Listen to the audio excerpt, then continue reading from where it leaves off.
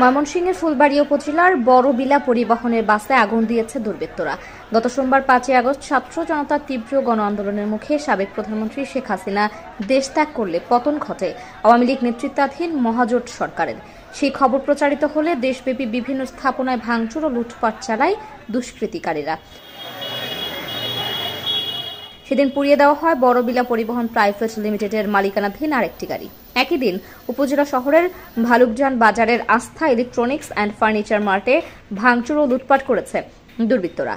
Showroom কর্তৃপক্ষের তথ্যমতে আস্থা ইলেকট্রনিক্স অ্যান্ড ফার্নিচার মার্টে সেদিন 29টি এলইডি টিভি ও 11টি ফ্রিজ ভাঙচুর ও লুটপাট করা হয়।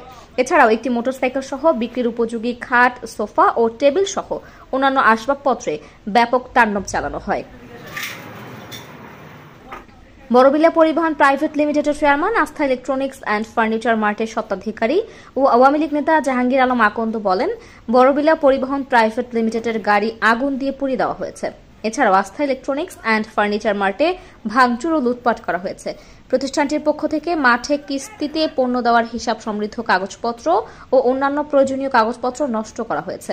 এসব ঘটনায় তার দুই প্রতিষ্ঠানের প্রায় কোটি টাকার উপরে ক্ষতি হয়েছে বলে দাবি করেন জাহাঙ্গীর আলম আকন্দ।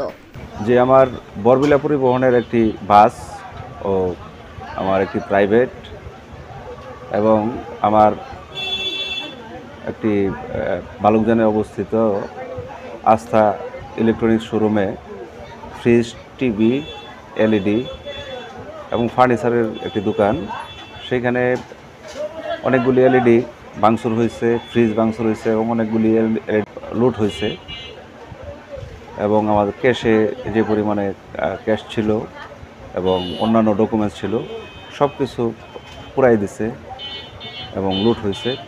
এখানে আমার আস্থা ইলেকট্রনিক্স শোরুমে গাড়ির কাগজপত্র, জমির কাগজপত্র এবং আমার যে দোকানের বাকি ছিল, কিস্তিতে ফ্রিজ বিক্রয় ছিল বা অন্যান্য ইলেকট্রনিক্স বা ফার্নিচারের যে কিস্তির মাধ্যমে যেগুলি বিক্রি করা হয়েছিল এগুলির যে কাগজপত্র এগুলিও নিয়ে গেছে।